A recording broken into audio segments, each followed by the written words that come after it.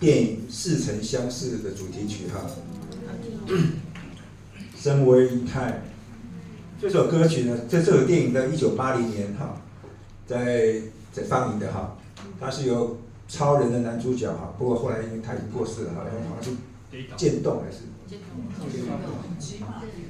骑马跌倒对哈，超人男主角叫 Christopher Lee 哈，还有一个珍西摩尔主演哈。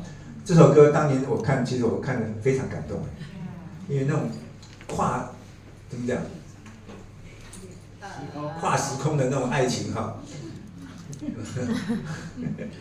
真是不知道怎么说呢哈。最后他是因为从口袋里拿出1分钱，就回来现实了，实在是很奇怪的一件事。OK， 好，我们来听听这首歌哈。选用的乐器是 cello， 大提琴。